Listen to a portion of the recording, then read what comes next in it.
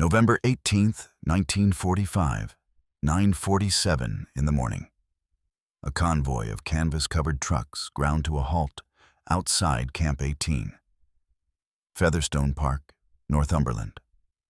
The engines cut. In the sudden silence, 43 German soldiers sat rigid in darkness, breathing in the smell of diesel, sweat, and fear. They'd been told nothing about where they were going, only that they'd reached British soil. Through gaps in the canvas, they caught glimpses of gray sky, bare trees, stone buildings. Enemy territory. The end of the line. For 6 years they'd fought. Now they were defeated, disarmed, and certain of what came next. A guard's voice barked orders outside.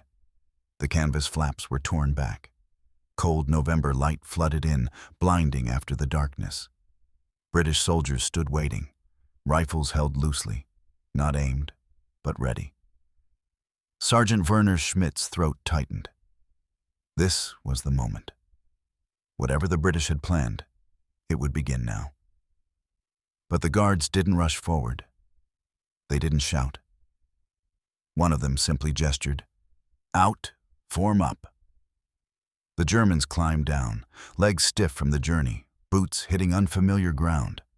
Schmidt expected shoves, curses, the violence that came with capture. Instead, the guards stepped back and let them assemble themselves. The silence felt more unnerving than any threat. Around him, Schmidt heard men breathing too fast, whispering prayers in dialect. Someone muttered about executions, another about labor camps in Scotland, where prisoners froze to death. Before we continue, please subscribe and leave a comment telling me where you're watching from. Every view helps bring more stories like this to life. Through the morning mist, Schmidt could make out the camp itself. Rows of wooden huts, wire fencing, guard towers. Standard. Expected. But something felt wrong. The guards weren't behaving like victors. They looked almost bored. A British officer stepped forward, middle-aged, trim uniform, the bearing of a man who'd seen enough war to be done with theatrics. Through an interpreter, he spoke words that made no sense. "You are prisoners of war, under the protection of the Geneva Convention. You will be treated accordingly." Schmidt's confusion deepened. In training, they'd been told the British were weak, broken, ruled by Jewish manipulators who would show no mercy to German soldiers. Yet here stood the victors, speaking of protection and conventions. The interpreter continued, "You will be processed, assigned quarters, and given work details. Follow orders, and you will be treated fairly." Fairly. Schmidt thought of the camps he'd heard about. Whispered rumors from the Eastern Front, stories that couldn't be true because if they were true, then everything else was a lie. He pushed the thought down. Focus on survival. That's all that matters now. They were marched, not driven like animals, but marched in formation, toward a processing building. The November air bit at their faces. But after the cramped darkness of the truck, it felt almost clean. As they walked, Schmidt noticed more wrongness. The guards smoked casually. One laughed at something his companion said. They looked normal, not like men consumed with hatred for their prisoners. The first shock hit at the processing station. Each prisoner was handed a Red Cross parcel. Schmidt stared at the box in his hands, not understanding. The guard gestured for him to open it. Inside, a bar of chocolate, dark and intact. Real coffee in a sealed tin, a pack of British cigarettes. Tinned meat. Biscuits wrapped in wax paper. Luxuries that had vanished from Germany before Stalingrad, before the collapse, before the world ended. His hands began to shake. The chocolate bar felt impossibly heavy. His wife, Anna, hadn't seen chocolate since 1941. His children, 7 and 5 now, if they were still alive, had grown up never tasting it. And here, the British were handing it to the men who'd bombed their cities, who'd fought to destroy them. "It's a trick," Private Hans Becker hissed beside him, voice raw. "They'll take it back. They'll punish us for accepting." But the British guards weren't watching them with predatory interest. One older guard, his face lined and tired, actually demonstrated how to open the tinned beef, his movements patient, almost fatherly. Schmidt's throat closed.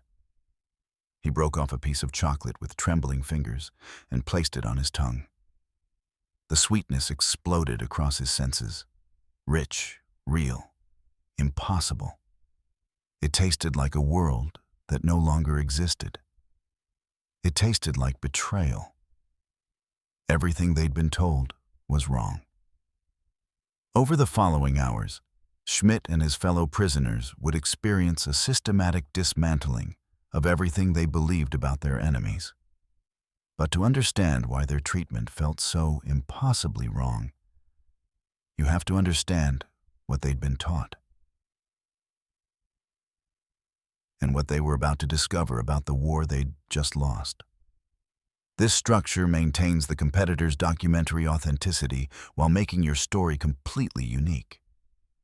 The beats create tension through expectation versus reality, ground everything in specific sensory details, and build toward the emotional devastation that comes not from cruelty, but from kindness that forces moral reckoning. After processing, the prisoners were assembled in a bare hall that smelled of damp wood and disinfectant. They stood in ragged lines, still clutching their Red Cross parcels like contraband, waiting for the other shoe to drop. Major Harold Evans entered without ceremony, the same officer who'd spoken at their arrival. He was perhaps 50, with iron-gray hair and the controlled bearing of a man who'd learned command through experience rather than ideology. He didn't shout. He didn't posture. He simply stood before them and spoke through the interpreter with measured clarity. "Gentlemen, you are prisoners of war under the protection of the Geneva Convention. You will be housed, fed, and assigned work details. You will not be mistreated. You will not be starved. You will follow camp rules, and in return, you will be treated with the dignity accorded to soldiers." The word hit Schmidt like a physical blow. Dignity. Around him, men shifted uneasily. Corporal Friedrich Weber whispered, "It's propaganda. Wait until the cameras leave." But there were no cameras, no journalists, just Evans, his guards, and 43 confused Germans trying to reconcile this reality with years of conditioning. Evans continued, "Many of you have families in Germany. You may write letters through the Red Cross. They will be censored, but delivered." He paused, letting that sink in. "You fought for your country. We understand that. But the war is over. Your conduct here will determine your treatment." Then he dismissed them. No threats, no punishment, just order. Schmidt's hands wouldn't stop shaking. They'd already received the parcels during initial processing, but now, in the stark light of the barracks common room, the men finally opened them fully, examining each item with the cautious disbelief of people who'd forgotten abundance existed. Schmidt laid his parcel's contents on the wooden table like archaeological artifacts from a lost civilization. The chocolate bar, Cadbury's wrapped in purple foil that caught the light. The coffee tin, sealed, genuine, the kind his mother used to serve on Sunday mornings a lifetime ago. 20 British cigarettes in a neat pack. Tinned corned beef with an actual key attached for opening. Hard biscuits that didn't crumble into sawdust. A small bar of soap. Beside him, young Private Otto Brenner held the chocolate to his nose, breathing in the scent, his eyes squeezed shut. When he opened them, tears tracked down his dirt-stained face. "My sister is 9, he whispered. "She's never tasted chocolate. Not once in her entire life." Across the room, men were breaking. Some examined their parcels in silence, faces blank with shock. Others clutched the items to their chests like children. Hans Becker sat on his bunk, smoking a British cigarette with shaking hands, staring at nothing. Corporal Weber opened his tinned beef and ate it directly from the can, mechanically, tears streaming into his beard. "They bomb us into rubble," he said to no one in particular, voice hollow. "They destroy everything we have. And then they give us this?" The room filled with the sound of grown men weeping. The barracks were wooden huts arranged in neat rows behind wire fencing. Simple, utilitarian, but structurally sound. Inside, the air was cool, but not freezing. Each man was assigned a metal-framed bed with a thin mattress, 2 wool blankets, and a pillow that actually had stuffing. Schmidt stood beside his bunk, staring at it like it might vanish. He'd spent the last 4 months sleeping in frozen mud outside Berlin, huddled with 3 other men for warmth, waking to find ice in his hair. Before that, the Eastern Front, where soldiers died from exposure as often as from bullets, where you slept standing up in trenches filled with corpses because lying down meant freezing to death. This wasn't luxury. The mattress was thin, the blankets scratchy and worn. But it was a bed, with a roof overhead, and a small coal stove at the end of the barracks that actually produced heat. "This is better than my flat in Hamburg," Private Joseph Zimmerman said quietly, running his hand over the blanket. "Better than what I left behind." The shame hit Schmidt like nausea. They'd lost. They'd been beaten, captured, stripped of everything. They were prisoners in enemy territory, and yet they were sleeping in conditions superior to what German soldiers had endured during the Reich's final collapse. Superior, even, to what many German civilians now suffered in the ruins. Weber sat heavily on his bunk, face buried in his hands. "We don't deserve this," he said, voice muffled. "We don't deserve any of this." No one argued with him. Evening mess was called at 6. The prisoners filed into a dining hall that smelled of boiled potatoes and meat. Actual meat. Not the ersatz rations or tree bark soup that had sustained the Wehrmacht through its final months. British guards stood behind serving tables, ladling portions with mechanical efficiency. No sneers, no contempt. Just men doing a job, serving food to other men. Schmidt received a metal plate filled with watery beef stew, boiled carrots and potatoes, 2 thick slices of brown bread, and weak tea. Institutional fare. Nothing extravagant. The kind of simple meal that wouldn't warrant a second thought in peacetime. He sat at a long wooden table and stared at it. His hands trembled as he lifted the spoon. The stew was hot, genuinely hot, steam rising into his face. He took a bite. Vegetables, real beef, stringy but present, salt, actual seasoning. Around him, the barracks dissolved into chaos. Otto Brenner vomited into his plate, sobbing. Weber ate mechanically, tears streaming into his food, unable to stop either the eating or the crying. Zimmerman pushed his plate away and put his head down on the table, shoulders shaking. "My wife is eating grass soup in Cologne," someone said, voice breaking. "My children are starving. And we who brought this destruction, we're eating like kings." Schmidt thought of Anna, of his children, of neighbors he'd seen reduced to skeletons, fighting over potato peels in the rubble of their street. He ate every bite, hating himself with each swallow. After dinner, Major Evans returned carrying a stack of newspapers. German-language editions printed specifically for POWs. Schmidt's stomach clenched. Here it would come. The propaganda, the lies about Allied atrocities, the false narratives designed to break them psychologically. He took his copy with numb fingers. The header read, "Prisoner of War News, British edition." What he saw drained the blood from his face. Photographs covered the front page. Skeletal figures behind barbed wire, bodies stacked like cordwood, open mass graves. Headlines in German: Bergen-Belsen liberated. The truth about Auschwitz. 6 million dead. The room erupted. "Lies!" someone shouted. "British propaganda!" But Schmidt's eyes were locked on the images. Emaciated corpses bulldozed into pits. Survivors who looked like living skeletons, eyes hollow with horror. Testimony from liberating soldiers. Detailed descriptions of gas chambers, crematoria, systematic industrial murder. He'd heard whispers during the war. Rumors of special camps in the East. Trains that went one direction and never returned. Orders never written, but always understood. He'd chosen not to know, not to ask, not to see.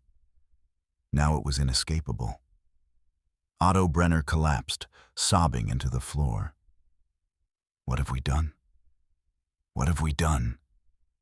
Becker vomited in the corner. Weber sat frozen, newspaper trembling in his hands, lips moving soundlessly.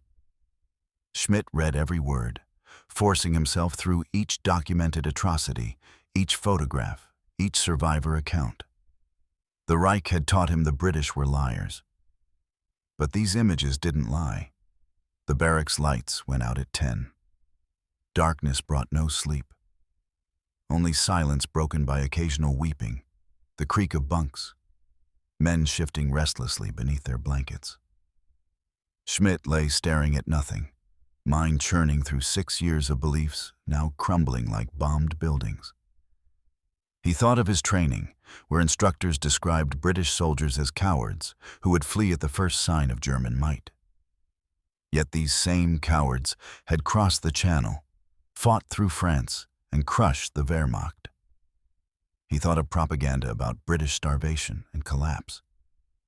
Yet the guards here looked healthy, while German civilians ate bark, most of all.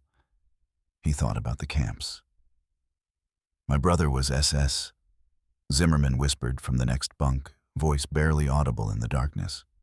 "Stationed in Poland. He told me stories once when he was drunk, about what they did there. I didn't want to believe him. Thought he was exaggerating, trying to frighten me." Another voice, trembling. "I saw trains at the station in Munich. Sealed cars full of people. We were told they were being resettled. But the smell..." "I knew," Weber said flatly. "We all knew. We just chose not to." The confessions came in broken whispers, half-knowledge, willful blindness. The choice to believe comfortable lies rather than face unbearable truth. The shame in that barracks was thick enough to choke on. Schmidt's throat burned. He'd been a good soldier. He'd followed orders. He'd fought for the fatherland. And he'd been a coward. Morning brought work assignments. Britain's farms were critically short of labor. Most young men still overseas. The harvest couldn't wait. The government's solution shocked many Britons. Put enemy soldiers to work feeding the nation they'd tried to destroy. Schmidt was assigned to a farm 3 miles from camp, owned by a man named Edward Thompson. The farmer arrived in a battered truck, weathered face unreadable, and gestured for Schmidt to climb in. They drove in complete silence. Thompson's farm was modest. Rolling fields, a small dairy herd, stone buildings that had stood for generations. He handed Schmidt a pitchfork without ceremony. "Hay needs turning. Mind you do it properly." Schmidt worked in silence for hours, muscles remembering rhythms from his childhood in rural Bavaria. Thompson watched from the fence, smoking, saying nothing. At midday, the farmer approached with 2 cigarettes, British ones, from his own pack. He offered one to Schmidt. They smoked together in awkward silence. Finally, Thompson spoke, voice rough. "My boy was 22, Dunkirk, never came home." He paused, looking at Schmidt with red-rimmed eyes. "You remind me of him. Same age, same build. I could hate you for that. Maybe I should." Schmidt felt tears streaming down his face, the first he'd allowed himself since capture. "I am sorry," he managed in broken English. "I am so sorry." Thompson nodded slowly, crushing his cigarette beneath his boot. "So am I, son. So am I." Werner Schmidt remained in Britain until 1948, working Thompson's farm through 3 harvests, learning English in evening classes, slowly rebuilding not just his life, but his understanding of humanity. When repatriation finally came, he returned to a Germany that barely resembled the nation he'd fought for. The Reich was ash. His family had survived in a bombed-out flat in Hamburg. Anna hardly recognized the man who came home, quieter, older, carrying something heavy behind his eyes. He never spoke much about the war itself, but he talked endlessly about Britain, about the chocolate on that first day, about Major Evans and the Geneva Convention, about Thompson, who'd lost everything to German bombs yet chose dignity over hatred. Years later, when his grandchildren asked what the war had taught him, Schmidt would pull out a faded newspaper clipping, the one from that third night, with photographs he'd forced himself never to forget. The most shocking thing, he'd tell them, his English now fluent, his voice steady, wasn't what the British did to us. It was what they didn't do. They had every right to hate us, every reason for revenge. We'd bombed their cities, killed their children, tried to destroy everything they loved. He'd pause, looking at faces too young to remember, too innocent to understand. But they chose to show us what we'd forgotten, that even after the worst war in history, humanity could survive. They forced us to see the truth, not through cruelty, but through the kindness we didn't deserve. That was the real shock, and that's what I carry with me still.